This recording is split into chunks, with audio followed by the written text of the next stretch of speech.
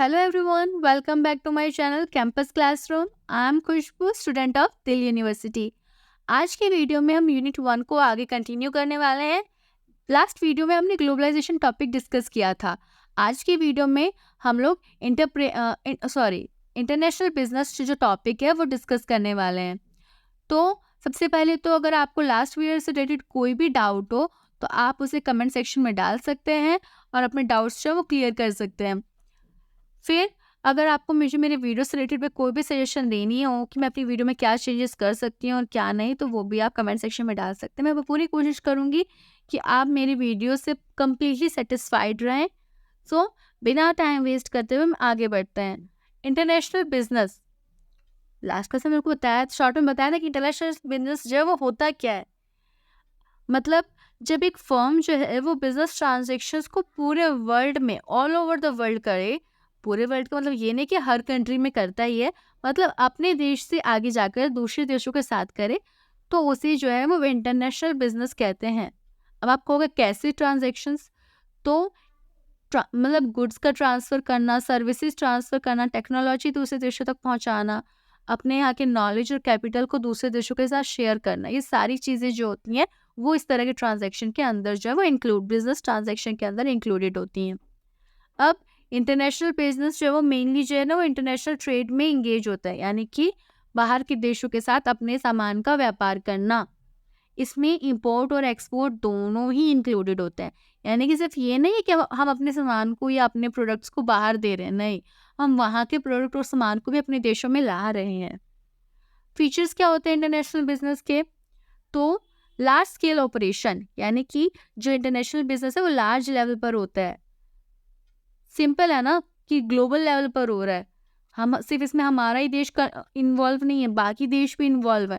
अगर सिर्फ हम अपने देश की भी बात करें ना, अपने लोकल बिजनेस की भी, तो मतलब वो भी बड़े लेवल का ही होता है, जिसमें सिर्फ आपके देश की बात हो रही है। आपका देश कोई छोटा मोटा देश नहीं है, तो इसलिए अगर आपके देश में भी कोई बिजनेस हो रहा है तो वो भी लार्ज स्केल ऑपरेशन ही है। पर और ये तो फिर भी इंटरनेशनल है, तो ये तो clear cut large scale operation हुआ। इंटीग्रेशन ऑफ इकोनॉमीज, यानी कि आप अपनी इकोनॉमी को बढ़ा रहे हो, उसके साथ भी उसमें भी जो है वो बेनिफिट्स आ रही हैं। Dominated by developed countries and MNCs. International business में क्या होता है ना, मोस्टली जो डेवलप्ड कंट्रीज होती है ना वो अपना कब्जा जमा कर रखती हैं, यानी कि जो अनडेवलप्ड कंट्रीज होती हैं, डेवलपिंग कंट्रीज जो होती हैं ना, वो उन पर अपना हक जमाने की कोशिश करते हैं। मतलब एक तरीके से ये शो करने की कोशिश करते हैं कि हम बॉस हैं, हम इस बिजनेस के बॉस हैं, तुम्हें हमारे अंदर जो है वो दब कर रहना होगा। कीन कंपटीशन, यानी कि उत्सुक रहना, मतलब जो कंपटीशन को लगे ना एक्साइटेड रहते हैं इस तरह के, मतलब इस तरह के मार्केट्स में। यानी कि जब भी हम इंटरनेशनल लेवल पर अपना बिजनेस करते हैं ना, तो सिर्फ डर ही नहीं रहता है, हम एक्साइटेड भी रहते हैं कि हाँ हमारा बिजनेस जो है ना वो इंटरनेशनल लेवल पे जाने वाला है। हमारे प्रोडक्ट्स जो है वो अब दूसरे देशों में जाएंगे, दूसरे देशों के लोगों को भी हमारे प्रोडक्ट के बारे में पता चलेगा, या हमारे देशों में दूसरे देशों के प्रोडक्ट आने वाले हैं, हम दूसरे देश के प्रोडक्ट यूज़ कर पाएंगे, ब्रांडेड प्रोडक्ट यूज़ कर पाएंगे। हम लोगों के दिमाग में होता है ना कि फॉरेनर प्रोडक्ट्स हैं, यानी कि ब्रांडेड प्रोडक्ट्स होंगे, पर ज़रूरी नहीं होता है। कभी कभी ब्रांडेड दिखने वाली चीज़ें भी लोकल हो सकती हैं। वो होता है ना हमारा चाइना का माल 10 दिन का माल, तो उस तरह से मैं ये नहीं कह रही सारे चाइनीज़ प्रोडक्ट 10 दिन ही चलते हैं, ज़्यादा भी चलते हैं, अच्छे भी होते हैं। बट मैं सिर्फ एक बात कह रही हूँ कि हाँ हमारे यहाँ लोग सोचते हैं कि चाइना का जो माल है वो रस्ते का माल है, थोड़े दिन ही तक चलेगा, बट ऐसा ज़रूरी नहीं होता है। चाइना वाले भी अच्छी चीज़ें बना लेते हैं यार, ऐसा मत कहो। Role of science and technology, हर कोई भी चीज़ अगर आप कर रहे हो ना, कोई बिजनेस भी कर रहे हो, कोई प्रोडक्ट भी लॉन्च कर रहे हो ना, तो उसमें भी कोई ना कोई साइंस का रोल होता ही है, टेक्नोलॉजी का रोल होता ही है। इंटरनेशनल बिजनेस में क्या होता है, हम अब ज़रूरी तो नहीं है ना कि हाँ हम बड़े बड़े मार्केट्स में गए, वहाँ से हम प्रोडक्ट लेकर आए, नहीं, हम ऑनलाइन एंड टेक्नोलॉजी की हेल्प से भी चीज़ें खरीद सकते हैं, फिर चाहे वो फॉरनर चीज़ें ही क्यों ना हो। अमेजोन खोलो, कोई भी ब्रांड, आप लोग किसी भी दूसरे देश का जो प्रोडक्ट है वो सर्च करो, खरीदो, आपके घर तक पहुँचा के जाएगा सामान, होम डिलीवरी होती है। अगर अमेजोन प्राइम है ना तो फ्री में होती है होम डिलीवरी। वैसे तो सबको पता है आजकल, मैं सिर्फ एक बात कर रही हूँ। इंटरनेशनल रिस्ट्रिक्शंस, काफ़ी सारी रिस्ट्रिक्शंस भी होती है, काफ़ी सारे कभी कभी टैक्स पेज करने पड़ते हैं हमें, काफ़ी सारी फॉर्मेलिटी के थ्रू गुजरना पड़ता है अपने प्रोडक्ट को दूसरे देशों तक पहुंचाने के लिए, इंटरनेशनल बिजनेस के लेवल पे पहुंचने के लिए। सेंसिटिव नेचर होता है, यानी कि क्या सेंसिटिव का मतलब ये नहीं कि नाजुक, नाजुक तो है, बट नाजुक क्या है कि इस तरह के बिजनेस में क्या होता है ना, मोस्टली कि हमें ना सोच कर चलना पड़ता है कि हमारे जो प्रोडक्ट है वो बाहर अगर हम बेच रहे हैं ना, तो उन लोगों के लिए भी हमारे प्रोडक्ट की वैल्यू हो, हमारे प्रोडक्ट से उनका कोई नुकसान ना हो, या हमारे प्रोडक्ट से उनके कल्चर का कोई नुकसान ना हो। अगर हम शॉर्टकट में बोल दे तो सबसे बेस्ट एग्जाम्पल है ना कल्चर। हर किसी का कल्चर अलग होता है, तो हम कोई भी ऐसी प्रोडक्ट ना बेचें जिससे किसी दूसरे की कल्चर को प्रॉब्लम हो। अब जैसे कि ना हम क्या करते हैं, कोई भी इंसान कोई भी सामान बेच रहा होता है ना, तो साफ-साफ इंस्ट्रक्शंस पे लिख देता है, लेबल पे लिख देता है कि इसमें कौन-कौन से इंग्रीडिएंट्स जो है ना वो मिले हुए हैं। ताकि अगर किसी को किसी चीज़ से एलर्जी है, या फिर कल्चर की अगर हमने बात की ही है, तो जैसे कि जो लोग वेज होते हैं, यानी कि जो लोग ब्राह्मण होते हैं या वेज होते हैं, वो लोग नॉन-वेज नहीं खाते हैं ना। तो अगर किसी भी चीज़ में उन्हें पहले से ही पता हो कि इस चीज़ में नॉन-वेज का पार्ट है, ऐसी चीज़ें हैं जो नॉन-वेज से रिलेटेड हैं, जो हम नहीं खाते, हम नहीं पीते हैं, तो वो चीज़ नहीं खरीदेंगे, इसलिए लेवल पर होता है। तो इस तरह से सेंसिटिव नेचर यहाँ पे, आई नो मैं बिज़नेस से घूम फिर के प्रोडक्ट पे पहुँच गई हूँ, बट मैं सिर्फ़ एक बात कह रही हूँ कि इस तरह के एग्ज़ाम्पल को ले सकते हो कि इसी तरह से जो बिज़नेस है ना वो सेंसिटिव होता है। अब इम्पोर्टेंस क्या होते हैं इंटरनेशनल बिज़नेस की? Higher rate of profit achieve करना। यानी कि अगर आपका जो बिज़नेस है वो अच्छा चल गया इंटरनेशनल लेवल पर, तो उससे आपको बहुत बड़ा प्रॉफ़िट होगा। आपका जो बिज़नेस है ना वो बहुत अच्छा खासा जो सक्सेस रेट है ना वो उसे मिल जाएगा। Expanding the production capacity beyond the demand of the domestic country. यानी कि हमारा जो प्रोडक्शन है वो सिर्फ़ हमारी कंट्री की डिमांड पर ही बेस्ड नहीं रहेगा, बल्कि उससे भी ज़्यादा बढ़ जाएगा, क्योंकि दूसरे देशों के लोगों को भी हमारे उस प्रोडक्ट की ज़रूरत है, तो हम उसके अकॉर्डिंग भी अपने प्रोडक्ट को क्या करेंगे, हम हमारी चीज़ों का प्रोडक्शन जो है वो करेंगे। Severe competition in the home country. हमारी खुद की कंट्री में ही कंपटीशन जो वो बढ़ जाएगा। पहले ही हमारी कंट्री में हमारे काफ़ी सारे कंपटीशन रहते हैं, किसी भी फील्ड में किसी भी प्रोडक्ट को आप लॉन्च करते हो तो। जैसे कि मेकअप प्रोडक्ट्स की अगर बात कर लें, तो अगर एक कंपनी सनस्क्रीन जो है वो लॉन्च करती है, तो दूसरी कंपनी भी करती है ना। अब डिपेंड करता है कि उनमें से उनके किसी का प्रोडक्ट जो थोड़ा अच्छा होता है, किसी का नहीं होता है। तो हम ऐसा नहीं कह सकते ना कि जो इसका प्रोडक्ट है या उसका प्रोडक्ट है, कोई नहीं जानता है। हर कोई यूज़ करने के बाद ही जानता है कि क्या चीज़ जो है वो अच्छी है। तो इस वजह से हमारी खुद की कंट्री में इतना वो रहता है कि भागम-दौड़, बहुत सारे कॉम्पिटिशन। अब अगर ऐसे में दूसरे देश तक हम हमारा सामान पहुँचाना है, तो कॉम्पिटिशन जो है ना वो और इंक्रीज़ हो जाता है। मतलब कि हाँ, हमें करना है के चक्कर में ना और ज़्यादा कॉम्पिटिशन जो है वो बढ़ जाता है। लिमिटेड होम मार्केट, यानी कि हमारा जो प्रोडक्ट होता है ना, मतलब एक तरीके से लिमिटेड लेवल पर जो हमारा मार्केट जो है वो चला जाता है। Availability of technology and manager competence, यानी कि टेक्नोलॉजी का अवेलेबल होना बहुत ज़रूरी होता है इसमें। आपने कोई चीज़ जो अपनी लॉन्च करनी है, ठीक है? बट आपके पास टेक्नोलॉजी नहीं है कि इस अकॉर्डिंग आप अपने सामान को, अपनी चीज़ों को जो है वो यूज़ कर सको, दूसरे देशों तक अपनी चीज़ों को पहुँचा सको, तो क्या होगा? कुछ नहीं हो सकता ना। तो इसलिए इसकी एक इम्पोर्टेंस ये भी है कि जो टेक्नोलॉजी की अवेलेबिलिटी है वो ज़रूरी होती है, ठीक है? Cost of man power and transportation. Man power की कॉस्ट और ट्रांसपोर्टेशन की कॉस्ट भी इसके लिए ज़रूरी होती है, इम्पॉर्टेंट होती है इंटरनेशनल बिजनेस के लिए। अगर आपकी मैन पावर की जो कॉस्ट है वो ज़्यादा है, यानी कि आप पहले ही आपके प्रोडक्शन में ही ज़्यादा ज़्यादा खर्चा हो गया, क्योंकि लोग जो है वो ज़्यादा पैसे की डिमांड कर रहे हैं, तो आपको अपने प्रोडक्ट का जो वैल्यू है वो बढ़ाना पड़ता है ना, क्योंकि आप अपना नुकसान तो चाहोगे नहीं, तो आप सारी चीज़ें जो है वो कवर अप करने की कोशिश करोगे, ट्रांसपोर्टेशन भी कॉस्ट जो है वो भी कवर अप करने की कोशिश करोगे। तो इसी सब में जो प्रोडक्ट्स जो होते हैं, तो उन सब चीज़ों के लिए ये सारी चीज़ें भी ज़रूरी होती हैं। To increase market share, market का जो शेयर है वो भी इंक्रीज़ होता है इसकी वजह से। फिर फैक्टर्स जो रिस्पॉन्सिबल होते हैं इंटरनेशनल बिजनेस की ग्रोथ के लिए, ऐसी चीज़ें जिनकी वजह से जो इंटरनेशनल बिजनेस है उसका ग्रोथ होता है। Development of technology and communication, यानी कि हमारी कम्युनिकेशन और टेक्नोलॉजी में डेवलपमेंट होना ही सबसे बड़ी चीज़ होती है इंटरनेशनल बिजनेस के लिए, डेवलपमेंट के लिए, या फिर किसी भी तरह के बिजनेस के लिए, किसी भी तरह के लोकल से लोकल बिजनेस की डेवलपमेंट्स के लिए भी ये 2 चीज़ें जो है ना बहुत ज़रूरी है। कम्युनिकेशन क्यों?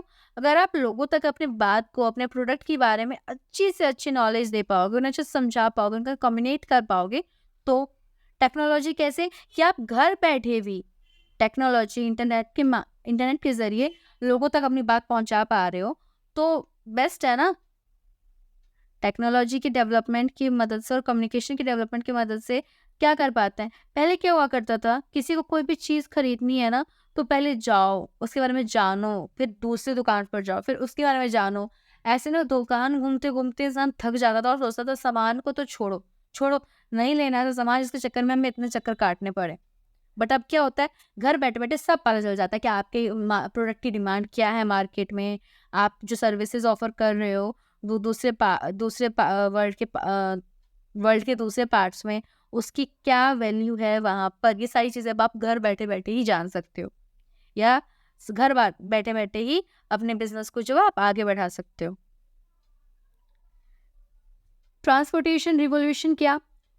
कि ट्रांसपोर्टेशन की जो फील्ड में भी काफ़ी सारे डेवलपमेंट्स हुए हैं। पहले क्या होता था, पहले के टाइम में ट्रेन हुआ करते थे सिर्फ मोस्टली, यानी कि ट्रेन की हेल्प से ही हम हमारे प्रोडक्ट को एक देश से दूसरे देश में पहुँचा जाते थे। फिरंगियों ने इस तरह से हमें बहुत लूटा ट्रेन की हेल्प से। इंडिया में सच में जो पहला रेलवे ट्रैक था ना, वो फिरंगियों की वजह से आया था और वो उसी ट्रैक की मदद से हमें लूटा करते थे। हमारे सोने की चिड़िया को उन लोगों ने सत्यानाश कर दिया। खैर, हम अब क्यों पुरानी बातों के बारे में सोचें जब आज में जीना है तो। तो अभी की बात करते हैं। तो पर अब आज के टाइम में क्या है, एयर कार्गो यानी कि सबसे बेस्ट ऑप्शन और सबसे फास्टेस्ट जो मीन्स ऑफ ट्रांसपोर्ट है, जिसकी वजह से हम हमारा जो प्रोडक्ट है उसे जल्द से जल्द दूसरे देश तक पहुंचा पाते हैं। ठीक है, फिर और शिप्स, यानी कि अब जो है वो हमारे जो प्रोडक्ट का जो ट्रांसपोर्टेशन होता है वो सिर्फ और सिर्फ लैंड के थ्रू नहीं होता, बल्कि एयर और वाटर के थ्रू भी होता है, और भी अच्छा खासा और जल्दी हो जाता है।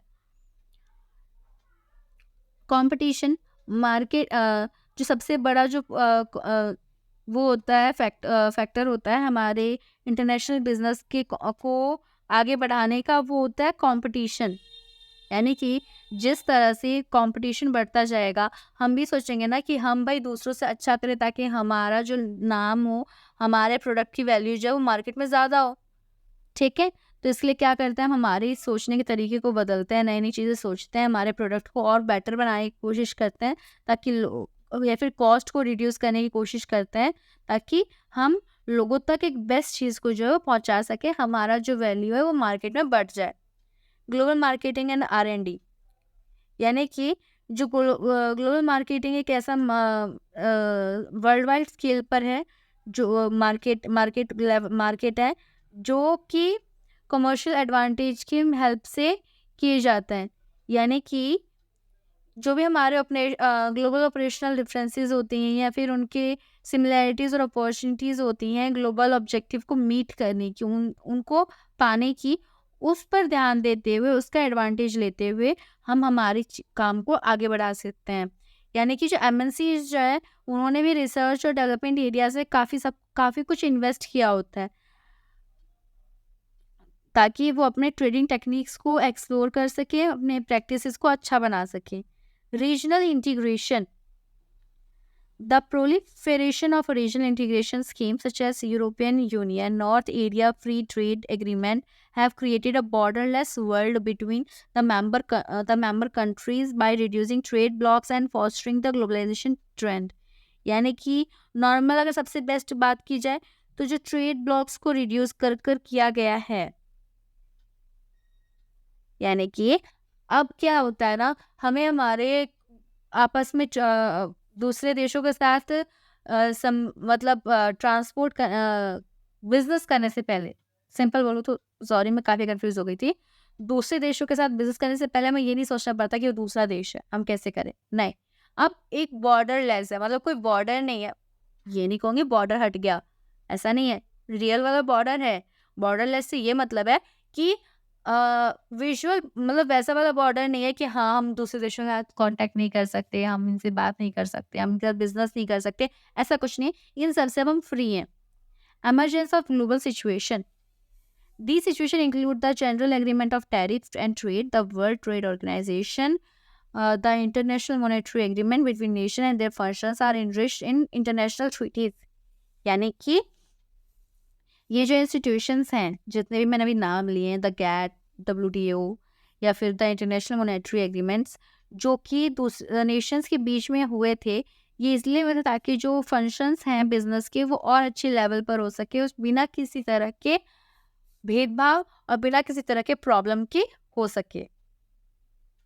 Difference between international trade, international and domestic business. जो ट्रेड हमारे जियोग्राफिकल बाउंड्री के अंदर में हो वो डोमेस्टिक बिजनेस है, और जो दो देशों के यानी कि सिर्फ जो अगर कोई जो भी बिजनेस सिर्फ इंडिया में है, फिर भले वो इंडिया के अलग अलग स्टेट्स में हो, सिटीज़ में हो, तो वो जो है वो डोमेस्टिक बिजनेस ही कहलाएगा. पर अगर कोई भी बिजनेस दो डिफरेंट कंट्रीज के बीच में हो रहा है तो वो जो है वो इंटरनेशनल बिजनेस हो जाता है. मीनिंग अभी बताया कि जो डोमेस्टिक बिजनेस जो है वो सिर्फ और सिर्फ अपनी कंट्री की ज्योग्राफिकल बाउंड्री एरिया के अंदर ही होता है, जबकि इंटरनेशनल बिजनेस जो है उसमें ट्रांजैक्शंस जो है वो दो कंट्रीज, डिफरेंट कंट्रीज के बीच में होता है. एरिया ऑफ ऑपरेशन मतलब कहाँ होता है ये बिजनेस, तो विद इन द कंट्री जो है वो डोमेस्टिक होता है और होल वर्ल्ड में इंटरनेशनल बिजनेस जो है वो किया जाता है. क्वालिटी स्टैंडर्ड काफ़ी लो होता है, यानी कि अगर सिर्फ आप अपने देश में ही कर रहे हो बिजनेस तो उसका क्वालिटी जो है ना उतने हाई लेवल का नहीं होता है क्वालिटी स्टैंडर्ड, जितना जो है वो इंटरनेशनल बिजनेस में होता है, क्योंकि आपको पूरा सोच समझ के करना होता है, क्योंकि उसमें सिर्फ आप अपने बिजनेस को रिप्रेजेंट नहीं करते हो, आप अपनी कंट्री को भी रिप्रेजेंट कर रहे होते हो. Deals in single currency. अब आपके देश में हो रही है ना, तो हमारे देश में तो सिर्फ रुपये चलता है, डॉलर या वॉन तो चलते ही नहीं है ना, तो हमें सिर्फ अपनी सिंगल करेंसी यानी रुपए और पैसों में ही बिजनेस करना होता है. जबकि अगर आप इंटरनेशनल लेवल पे करोगे तो वो जो है वो मल्टीपल करेंसीज में होता है, यानी कि अगर आप अमेरिका वगैरह में करो तो डॉलर में करने पड़ते हैं. साउथ कोरिया की बात करें आजकल बहुत फेमस है, हमारे इंडिया में बहुत क्रेज है लोगों के मन में उसके लिए, तो वहाँ पे हम लोग वॉन का यूज़ होता है. तो इस तरह से अगर डिफरेंट कंट्रीज के बीच में आप लोग करोगे तो करेंसीज जो है वो भी बहुत सारी हो जाएंगी. कैपिटल इन्वेस्टमेंट आप सिर्फ अपने कंट्री में कर रहे हो, स्मॉल एरिया में कर रहे हो, तो सिंपल सी बात है पैसे भी कम खर्च होने हैं. अगर आप ज़्यादा बड़े एरिया में कर रहे हो, इंटरनेशनल लेवल पे कर रहे हो, तो पैसे भी ज़्यादा खर्च होने हैं ना, क्योंकि लोगों की ज़रूरत ज़्यादा पड़ जाती है, ट्रांसपोर्टेशन कॉस्ट लगता है, और भी बहुत तरह के अलग अलग कॉस्ट हमें जो है हमें देने पड़ते हैं, हमारे लगते हैं. तो कैपिटल इन्वेस्टमेंट में भी ज़्यादा होते हैं. रिस्ट्रिक्शंस अपने देश में कर रहे हो तो रिस्ट्रिक्शन सिर्फ कुछ होंगी, पर अगर आप दो देशों के बीच में कर रहे हो तो बहुत सारी रिस्ट्रिक्शंस हो जाती हैं, क्योंकि ऐसा हो सकता है ना कि दूसरे देशों में काफ़ी सारी चीज़ें जो हैं वो ना चलती हूँ. हमारे लिए सबसे बेस्ट एग्जांपल होगा लीकर का. अब हमारे देश में देख लो, कहीं पर लीकर चलता है, किसी स्टेट में लीकर नहीं चलता है, कहीं पे लीगल है, कहीं पे इलीगल है. पटाखे कहीं पे फोड़ना लीगल है, कहीं पे फोड़ना इलीगल है, तो रिस्ट्रिक्शंस है ना, कहीं कहीं है, कहीं कहीं नहीं है. बट वहीं अगर आप दो अलग अलग देशों के बीच में करोगे तो विदेशों में ना लेकर पीना कॉमन हो जाता है, वहाँ पर मोस्टली लोग पीते हैं. और फायर क्रैक्स वो तो वहाँ पर ऑलमोस्ट वो लोग तो एकदम जश्न मनाते हैं बिना किसी रीजंस के भी, वो लोग कभी कभी फोड़ते रहते हैं. हमारे देश में भी फोड़ते हैं, मैच जीती तो फोड़ दिया, मैच हारी तो भी गुस्से में फोड़ दिया कि पटाखे तो लाए थे ना, वेस्ट करने से चाहे फोड़ ही देते हैं. तो इसलिए ऐसा कुछ नहीं है. बस एक बात नॉर्मल बात करी हूँ, यहाँ पे रिस्ट्रिक्शन से इस तरह के रिस्ट्रिक्शंस का मतलब नहीं था जो मैंने बोली है. यहाँ पर बड़ी बड़ी रिस्ट्रिक्शंस होती हैं, बिजनेस लेवल की होती है, डॉक्यूमेंट्री लेवल्स की होती हैं, तो वो मुझे ज़्यादा नहीं, उनके बारे में ज़्यादा नॉलेज नहीं है मुझे. नेचर ऑफ कस्टमर होमोजेनियस होता है और इसमें हेट्रोजेनियस होता है, यानी कि ये जो है वो ईजिली जो है सेटिस्फाइड हो जाते हैं कि हेट्रोजेनियस के मतलब उनके काफ़ी सारे डिमांड्स होते हैं. बिजनेस रिसर्च अगर हम डोमेस्टिक लेवल पे बिजनेस कर रहे हो तो उसके बारे में पता करना, लोगों के फीडबैक्स जानना जो बहुत इजी होते हैं, जबकि इंटरनेशनल लेवल पर रिसर्च करना बहुत मुश्किल हो जाता है कि लोगों को क्या चाहिए होगा, कैसे चाहिए होगा, किस लेवल का चाहिए होगा, ये सब जानना काफ़ी मुश्किल होता है और काफ़ी डिफ़िकल्ट होता है कि इस सब के साथ डील करना. Mobility of factor of production, यानी कि फैक्टर ऑफ प्रोडक्शन क्या होता है, इसमें फ्री होता है और इसमें रिस्ट्रिक्टेड होती है. ठीक है, किसमें फ्री होता है, किसमें रिस्ट्रिक्टेड होता है, डोमेस्टिक में फ्री होता है, इंटरनेशनल में रिस्ट्रिक्टेड होता है. ठीक है, आज के लिए इतना ही. इसके आगे की जो कम्प्लेक्सिटी ऑफ इंटरनेशनल बिजनेस है ये हम नेक्स्ट क्लास में करेंगे. आज के लिए जो वीडियो है काफ़ी लेंथी हो गई है, तो इससे ज़्यादा अगर आप एक दिन में करोगे तो काफ़ी कन्फ्यूज़ हो जाओगे। जितना मैंने आज बताया है वो अच्छे से एक बार फिर से रिवाइज़ कर लीजिएगा। मतलब ये वीडियो देखने के बाद दोबारा से रिवाइज़ कर लेना। एक बार करने से कुछ नहीं होता, ठीक है ना? ओके। सो अब अगर नॉर्मल बात करूँ मैं, तो अगर आपको कोई भी डाउट हो किसी भी तरह का, कुछ भी क्वेश्चन आपके मन में रेज़ हो रहा हो, तो आप कमेंट सेक्शन में डालकर मुझसे पूछ सकते हैं। पर हाँ, मैं सच में आपका सपोर्ट चाहती हूँ यार, मैं बहुत मेहनत कर रही हूँ आप लोगों के लिए, नोट्स रेडी कर रही हूँ। हाँ, ये जो मैंने नोट्स रेडी किए हैं ना, पहले ही बता दूँ कि कोई ये ना डाले कमेंट सेक्शन में कि आपने कहीं से लिया है, आपने कहीं से कॉपी किया है या क्या किया है। मैंने ये जो नोट्स रेडी किए, ये मेरे सेल्फ मेड नोट्स भले ही हों, बट मैंने डिफरेंट रिसोर्सेज़ का यूज़ करके किया है। कहीं पर किसी कुछ गूगल से है, कुछ इंटरनेशनल बिज़नेस का स्टडी मटेरियल से है, जो कि सोल के स्टडी मटेरियल है, डिफरेंट राइटर की बुक से है और प्रीवियस के क्वेश्चन पेपर की हेल्प से। यानी कि कोई भी एक कॉमन मैंने कोई इस रिसोर्स यूज़ नहीं किया है इसके लिए, या कोई सिंगल रिसोर्स यूज़ नहीं किया जो आपको बता दूँ कि इस रिसोर्स का आप वहाँ से कंप्लीटली उतार लीजिए, ऐसा नहीं है। ये डिफरेंट रिसोर्सेज़ के हैं, तो आपको समझ आ गया होगा कि मैं कितनी मेहनत कर रही हूँ इसी से। हाँ, अगर आपको ये पीडीएफ चाहिए तो उसके लिए आप मेरा टेलीग्राम चैनल जो है वो जॉइन कर सकते हैं। वहाँ मैंने इसकी पीडीएफ जो है वो अपलोड, आई डोंट नो मैंने अभी अपलोड की, मैं अभी अपलोड करूँगी या बाद में करूँगी। आई थिंक शायद जब ये चैप्टर कंप्लीट हो जाए, ये यूनिट कंप्लीट हो जाए, मैं उसके बाद एक ही बार में ये शायद अपलोड करूँ। या लेकिन अगर आप चाहते हैं कि मैं पहले अपलोड कर दूँ तो आप कमेंट में डाल दीजिएगा। अगर आपका कमेंट आ गया, किसी भी स्टूडेंट का कमेंट आ गया कि प्लीज़ आप इसकी पीडीएफ प्रोवाइड कर दो, तो मैं मेरी टेलीग्राम चैनल पे अपलोड कर दूँगी। मैं काफ़ी सारे जो सोल की स्टडी मटेरियल्स हैं वो मैं अपनी टेलीग्राम चैनल पे अपलोड कर चुकी हूँ। टेलीग्राम चैनल का जो लिंक है वो डिस्क्रिप्शन में है, आप लोग वहाँ से जॉइन कर सकते हैं और जो पीडीएफ है वो पा सकते हैं। सो आज के लिए इतना ही। कोई भी डाउट हो तो प्लीज़ कमेंट सेक्शन में डाल दीजिएगा। वीडियो को लाइक कर दीजिए, चैनल को सब्सक्राइब कर दीजिए। So bye bye, have a nice day.